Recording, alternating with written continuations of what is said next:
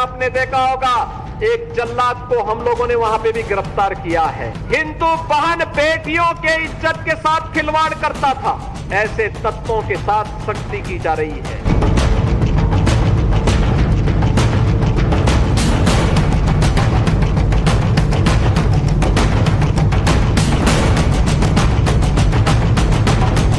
जिसका नाम नीतू रोहरा है, उसका पति नवीन रोहरा और उसकी बेटी रहते थे। ये पूरा पोर्शन था जहां वो रहते थे। इसके दूसरे हिस्से में जहां पे ये बुलडोजर की कार्रवाई आप देख रहे हैं, ये देखिए, ये वो हिस्सा है जिसको एक तरह से आप व्हाइट हाउस कह सकते हैं।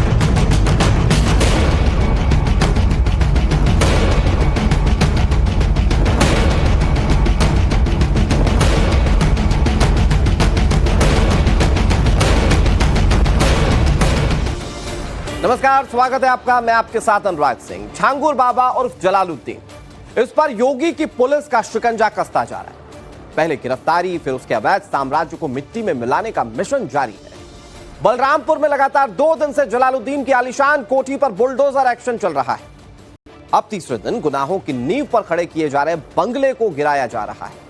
उत्तर प्रदेश के बलरामपुर से पूरे देश में धर्मांतरण का गंदा खेल खेलने वाले छांगुर बाबा को अब सलाखों के पीछे पहुंचा दिया गया है और वो अपनी तबाही बहुत चुपचाप देख रहा है। करीब 40 सालों तक धर्मांतरण का नेक्सस चलाने वाले छांगुर बाबा के पास अब कोई विकल्प नहीं है, क्योंकि योगी आदित्यनाथ साफ कह चुके हैं कि बख्शा नहीं जाएगा। वो योगी के रडार पर आ चुका है। इसके अलावा संभल में भी सांसद वर्ग के मोहल्ले में बुलडोजर खूब गरजा। वहां अतिक्रमण पर बुलडोजर ने आक्रमण किया। इसके अलावा उत्तर प्रदेश में कांवड़ यात्रा को लेकर भी तैयारियां हैं, और क्या क्या तैयारियां हैं ये आपको मैं अगले आधे घंटे में बताऊंगा। लेकिन इस वक्त की शुरुआत बुलेटिन की छांगुर बाबा से जुड़ी बड़ी खबर के साथ। धोखे से धर्मांतरण कराने के आरोप में गिरफ्तार जलालुद्दीन और छांगुर से जुड़ी बड़ी खबर ये, इसके खिलाफ तीसरे दिन भी बुलडोजर एक्शन चल रहा है। बलरामपुर में छांगुर बाबा के अवैध निर्माण पर एक्शन लिया जा रहा है। आज जांच एजेंसी इससे पूछताछ करेगी। छांगुर को रिमांड में लेकर एटीएस और एनआईए की टीम पूछताछ करेंगे। एटीएस यानी कि एंटी टेररिज्म स्क्वाड, आतंकी एंगल से पूछताछ होगी। एनआईए नेशनल इन्वेस्टिगेशन एजेंसी यानी कि पैसे के हेरफेर को लेकर, विदेशी फंडिंग को लेकर एनआईए पूछताछ करेगी। 16 जुलाई तक एटीएस की रिमांड पर है छांगुर और उसकी राइट हैंड नसरीन। आपको 7 तस्वीरें दिखाते हैं।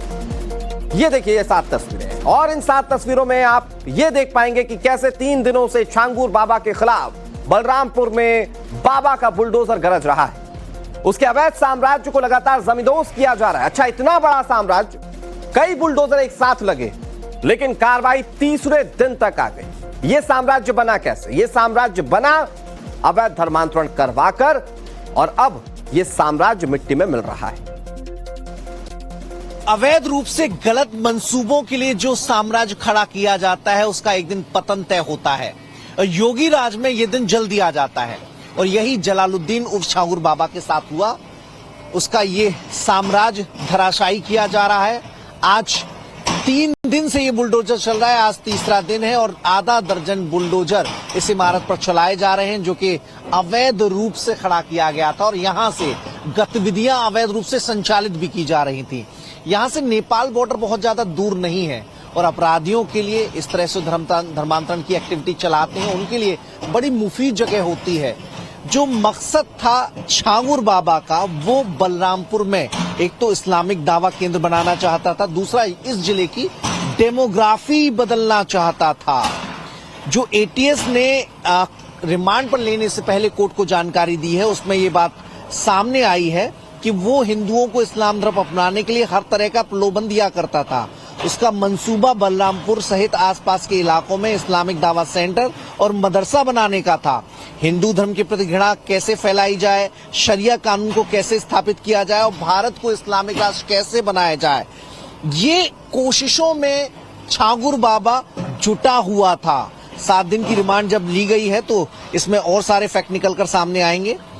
जलालुद्दीन संगठित रूप से हिंदू, गैर मुस्लिम समुदाय के गरीबों, असहाय मजदूर, कमजोर वर्ग के लोगों और विधवा महिलाओं को खास तौर पर आर्थिक मदद मुहैया करता था, क्योंकि ये सॉफ्ट टारगेट हुआ करते थे।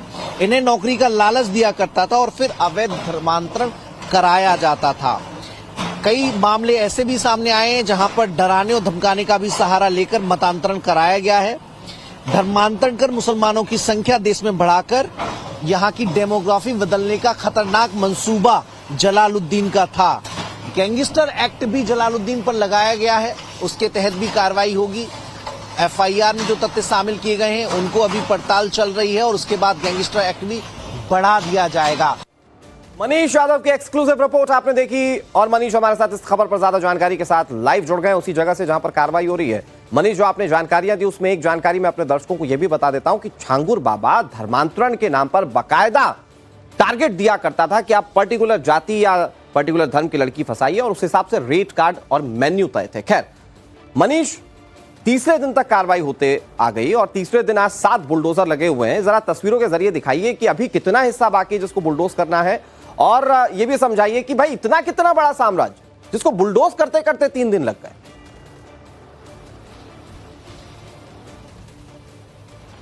देखिए अनुराग, एक एक चोट हो रही है ना, ये केवल छांगुर बाबा पर प्रहार नहीं है बल्कि एक संदेश ऐसे तमाम लोगों के लिए है जो अपराधियों को बढ़ावा देते हैं, जो मतांतरण के कामों में जुटे हुए हैं, जिनका एजेंडा लव जिहाद है। तो ऐसे ही कारोबार को समूल नाश के लिए कार्रवाई की जा रही है। ये देखिए सामने वाला जो हिस्सा है वो तकरीबन गिर गया है, पीछे जो कमरे बचे हैं अब उन पर कार्रवाई की जा रही है और इसके लिए अब एक बुलडोजर और मंगाया गया है। 8 बुलडोजर की संख्या हो गई है और कोशिश ये की जा रही है प्रशासन की तरफ से कि आज ही इस पूरे इलाके को जमींदोज कर दिया जाए। जो साम्राज्य खड़ा हुआ था जिसे इस्लामिक दावा सेंटर के केंद्र के रूप में तब्दील किया जाना था और यहीं से पूरे बलरामपुर सहित जो नेपाल बॉर्डर से सटा हुआ इलाका है वहां पर एक्टिविटी संचालित की जानी थी, उस केंद्र को तोड़ा जा रहा है, ढहाया जा रहा है। देखिए ये पीछे का हिस्सा है और ये भी तकरीबन टूट गया है अनुराग। और आज उम्मीद ये है कि आज पूरे ही जो इमारत है उसे जमींदोज कर दिया जाएगा। बुलडोजर की संख्या बढ़ाई गई है और जरूरत पड़ी तो यहाँ के जो एसडीएम है उनका मानना है कि एक बुलडोजर और लगाकर समय रहते इस काम को कंप्लीट करा लिया जाएगा ताकि 3 दिन के भीतर कार्रवाई पूरी हो जाए। और अब जब रिमांड पर छांगुर बाबा को लिया गया है तो और फैक्ट सामने निकलकर आएंगे, कैसे नेपाल के रास्ते फंडिंग हुआ करती थी और केवल बलरामपुर नहीं बल्कि पश्चिमी उत्तर प्रदेश के कुछ और जिले इसमें शामिल हो सकते हैं। फतेहपुर में भी मदरसों से धर्मांतरण की एक्टिविटी चल रही थी, फतेहपुर का क्या कनेक्शन है, वहां पर कैसे जो छांगुर बाबा के एजेंट थे वो जाते थे। कई ऐसे संस्थान है जिनका अभी एटीएस ने भी नाम का खुलासा नहीं किया है, जो लखनऊ सहित अवध के हिस्से में भी काम कर रहे थे और जिनके हेड के रूप में एक एक जिले के व्यक्ति को कमान सौंपी गई थी। तो वो लिस्ट भी सामने होगी कि कौन कौन किस जिले का प्रभार संभाल रहा था, जिसका काम था लोगों को मतांतरण के लिए मोटिवेट करना, लालच देना, झांसा देना और जरूरत पड़ने पर डराना धमकाना। तो बड़े जो नेटवर्क यहाँ बलरामपुर जिसका केंद्र था, अब रिमांड की अवधि के दौरान छांगुर बाबा से उन सारी जानकारियों को निकलवाने की कोशिश, उगलवाने की कोशिश एटीएस, एनआईए सारी और एसटीएफ की कोशिश होगी, इन एजेंसियों की कोशिश होगी। लेकिन उससे पहले इस पूरे जो इमारत है उसको जमींदोज कर दिया जाएगा ताकि ये संदेश पूरे उत्तर प्रदेश में जाए, देश भर में जाए कि कोई भी अगर गलत इरादों के साथ देश में शरिया कानून लागू करने की, और आप जो ये तस्वीरें दिखा रहे हैं, ये तस्वीरें सिर्फ एक आलिशान के महल के गिरने की नहीं है, ये तस्वीरें हैं धर्मांतरण की जो मजबूत नींव बनाने की कोशिश की थी छांगुर बाबा ने, उस नींव के ढहने और उस नींव के टूटने की वो तस्वीरें हमारे सहयोगी मनीष आपको दिखा रहे थे। मनीष बने रहिए हमारे साथ, लेकिन कुछ अहम जानकारी अपने दर्शकों को बताते हैं कि अब तक कैसे जांच में छांगुर बाबा पर शिकंजा तेजी से कसता जा रहा है। जांच एजेंसी के हाथ में क्या सबूत लगे जिससे धर्मांतरण गैंग के सरगना बाबा का कानून से बच पाना नामुमकिन सा लगता है, मैं आपको बताता हूं। जांच में जो सबसे चौंकाने वाली बात सामने आई उसके मुताबिक बलरामपुर में इस्लामिक दावा केंद्र बनाना चाहता था छांगुर बाबा। मतलब बलरामपुर को इस्लामिक हब बनाना चाहता था ये छांगुर बाबा, इस्लामिक केंद्र बनाने की उसकी चाह। उसने बलरामपुर की डेमोग्राफी बदलने का एक बहुत खौफनाक मंसूबा पाल रखा था अपने मन में। इसके लिए वो हिंदुओं को इस्लाम धर्म अपनाने के लिए अलग अलग तरीके के लालच देता था और उसने अपने तो कुछ गुर्गे भी सेट किए हुए थे जिनके पास टारगेट था। ब्राह्मण के लिए अलग रेट, क्षत्रिय के लिए अलग रेट और दूसरे धर्म की लड़कियों के लिए अलग रेट तय किए थे। जो लोग लालच से नहीं मानते थे, ये छांगुर बाबा डराने से भी बाज नहीं आता था, डराकर धर्मांतरण कर दिया करता था। ये सारी जानकारी कोर्ट में रिमांड के लिए अर्जी में एटीएस ने दी। यह खुलासा भी किया कि हिंदू धर्म के प्रति घृणा और शरिया कानून स्थापित करना है बलरामपुर का जलालुद्दीन और छांगुर बाबा चाहता था। यह रिपोर्ट आप देखिए। जलालुद्दीन उर्फ छांगुर बाबा के अवैध निर्माण पर अभी भी बुलडोजर चल रहा है और आसपास के लोग भी यहाँ मौजूद हैं। हमारे साथ यहाँ के सभासद हैं। पहले तो अपने नाम बता दीजिए, क्या नाम है? प्रकाश गुप्ता।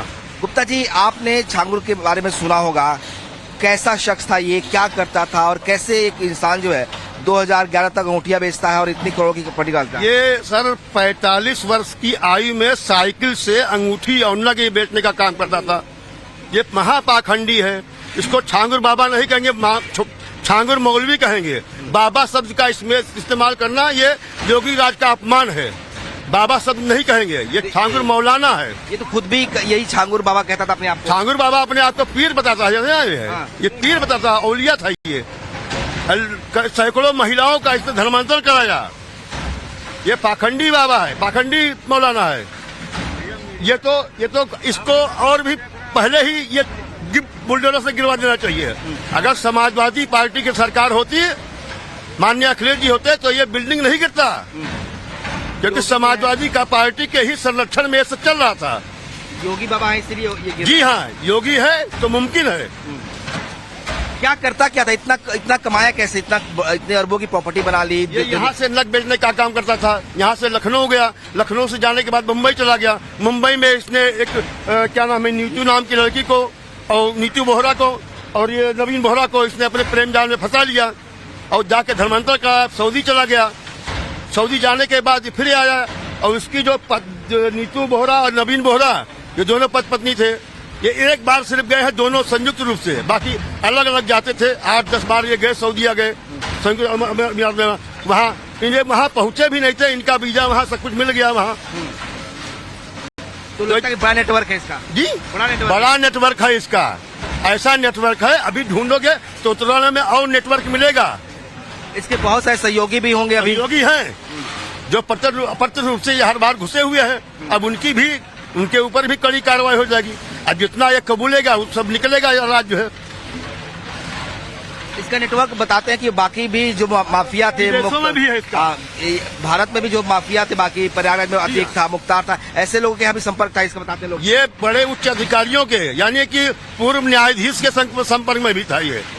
जहाँ से इसकी उतरौला तूती बोलती थी, वो उतरौला में जितने भी हैं सब इसके पैसे के चक्कर में सब उसको खरीदा था। सबको खरीद रखा था। भैया आप भी यहीं के रहने वाले हैं? क्या नाम है भैया आपका? सुरेंद्र कुमार गुप्ता। गुप्ता जी, ये इसके बारे में कहते हैं कि इसका इतना नेटवर्क था, कई सैकड़ों हिंदू बच्चियों का, महिलाओं का धर्मांतरण करा चुका था। क्या सच्चाई है?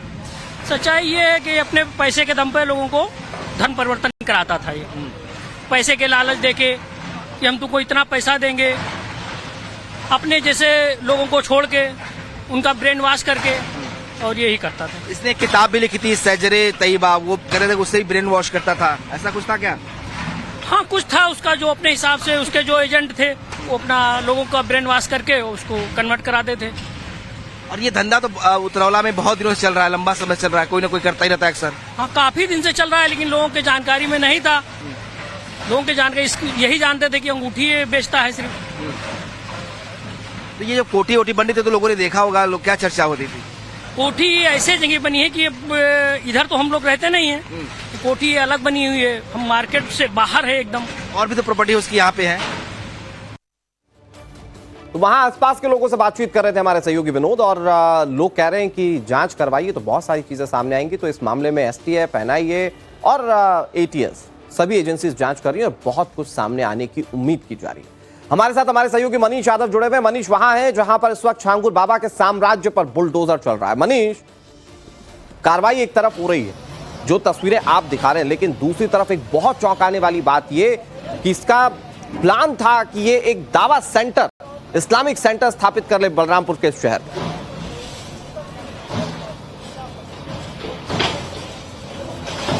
देखिए अनुराग, इनकी स्ट्रेटजी होती है कि समाज का जो कमजोर वर्ग है उसे अपने साथ जोड़ा जाए, उसके लिए रॉबिन हुड की भूमिका निभाई जाए। और सबसे पहले ऐसे लोगों की रिसर्च सर्वे मंगाई जाती है और ऐसे लोगों को टारगेट करने के लिए अपने एजेंट इनके काम करते हैं, जो गांव-गांव देहात जाते हैं। किसी को दवा की जरूरत है तो उसे झाड़ा लगाने के नाम पर, किसी को भैंस खरीदनी है लेकिन पैसे न होने के चलते भैंस नहीं खरीद पा रहा तो उसे आर्थिक सहायता देकर, किसी को कोई कमजोर आर्थिक वर्ग का है लेकिन सनातन धर्म को छोड़ना नहीं चाहता और उसकी छांगुर बाबा के एजेंट मदद भी कर रहे हैं तो उसे डरा धमकाकर, तो कई तरह के स्ट्रेटजी अपनाकर ऐसे लोगों को अपने साथ जोड़ने की कवायद छांगुर बाबा के एजेंट कर रहे थे। जो पूरा कारोबार छांगुर बाबा की अगुवाई में चल रहा था, उनके साथ कई सारे और भी लोग थे जिनकी जांच में एटीएस खुलासा आगे करेगी, वो इन्वेस्टिगेशन चल रही है।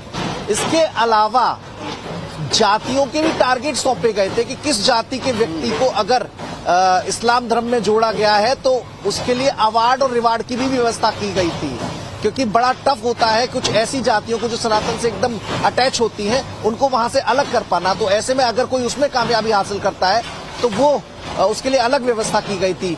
जो ऐसे बच्चे होते हैं जिसमें लड़कियां खासतौर पर शामिल होती हैं, जो लखनऊ सहित कानपुर, दिल्ली ऐसे इलाकों में नौकरी करती हैं और अपने परिवार का जीवन यापन करती हैं, अपने पैरों पर खड़े होने की कोशिश करती हैं, वो लोग इन लोगों के निशाने पर रहा करते थे और वो सबसे पहले टारगेट हुआ करते थे। और इस तरह के कई केस स्टडी हमारे चैनल पर भी दिखाए गए हैं और ऐसे मामले कानपुर सहित पूरे उत्तर प्रदेश में, लखनऊ में, मुरादाबाद में, बरेली में, गोरखपुर में, वाराणसी में आ भी चुके हैं। तो सॉफ्ट टारगेट पर पहले डोरे डाले जाते थे और उसके बाद जो है आगे स्ट्रेटजी के तहत जो उन लोगों के संपर्क में आने वाले लोग हैं उन लोगों को निशाने पर लिया जाता था, उन लोगों पर डोरे डालने की कार्रवाई शुरू की जाती है। तो दावतें दी जाती थी। दावतों का जो कल्चर है वो छांगुर बाबा ने स्टार्ट करवाया था और जहाँ तो जो दावा है उसके तर्ज पर ऐसी दावतें लेकर लोगों को इस्लाम के बारे में कि एक व्यक्ति जो साइकिल पर मात्र छोटी मोटी अंगूठियां बेचता था, कैसे उसके पास अचानक इतना पैसा आया कि जो आपके पीछे कंस्ट्रक्शन ढाया जा रहा है, इतना बड़ा साम्राज्य उसने बना लिया। कैसे वो लोगों को लालच देने के लिए पैसे मुहैया करवाता था या टारगेट के लिए पैसे देता था, ये बहुत सारे सवाल हैं और इसके लिंक विदेशी जुड़े हुए हैं, इस बात की आशंका है और उस पर जांच की जा रही है। मनीष, मैं आपके पास आऊं, छांगुर बाबा की कोठी में कई ऐसे सामान मिले जिसे देखने के बाद आप हैरान रह जाएंगे। मैं आपको बताता हूं, दरअसल कहा यह जा रहा है कि छांगुर बाबा के गैंग के लोग खुद को हिंदू दिखाने के लिए हाथ पर कलावा बांधते थे, जिससे हिंदू लड़कियां उन पर बहुत आसानी से यकीन कर लेती थी। अब छांगुर बाबा का खेल खत्म हो रहा है तो ईडी ने भी छांगुर बाबा पर शिकंजा कसना शुरू कर दिया है। ईडी ने छांगुर बाबा के खिलाफ मनी लॉन्ड्रिंग का केस दर्ज कर लिया है। ईडी छांगुर बाबा के 6 विदेशी खातों की जांच करेगी। सिंडिकेट से जुड़ी लोगों की संपत्तियों की जांच की जाएगी। दूसरे देशों से मिलने वाली रकम की भी जांच होगी। विदेश से मिली रकम कहां खर्च हुई, इस बात की जांच होनी है। 100 करोड़ रुपए के ट्रांजैक्शन के सबूत अब तक मिल चुके हैं और इसे लेकर बहुत गहनता से ईडी की टीम जांच करेगी। एक अंगूठी बेचने वाला 2011 तक अंगूठियां बेचता था, अचानक इतना बड़ा आदमी बनता है। सर अभी हमें तो पहले जानकारी थी, जब तक जहाँ तक बता रहे हैं आज के 4-5 साल पहले की बात है। अंगूठी बेचता था, अंगूठी का जो नग होता है 10-5 रुपए करके बाजार में जाकर बेचता था काफी दिनों तक। फिर उसके बाद में इसने मस्जिद और मजार के नाम पे चंदा भी काटा, तस्वीर बनवाकर। अपने ग्राम सभा का एक बार प्रधान भी बना। फिर ऑटोमेटिक 4-5 साल से गायब था ये। 4-5 साल बाद आया तो यहाँ पे उसकी लग्जरी गाड़ी है, कई बिल्डिंगें हैं, जिसकी जानकारी अब नहीं मिलेगी। कई सारी गाड़ियाँ भी थी उसके पास। हाँ, लग्जरी गाड़ी है, फॉर्च्यूनर सब गाड़ी है उसके पास। अच्छा जी सर। प्रॉपर्टी एक ही जो कोठी जिस पे चल रहा है कि उसके अलावा भी प्रॉपर्टी है? नहीं, काफी प्रॉपर्टी उसकी। तरौला में शोरूम खोल रखा है, एक घर बगल में बनवा रखा है, एक कोठी बनवा रखा है। जी।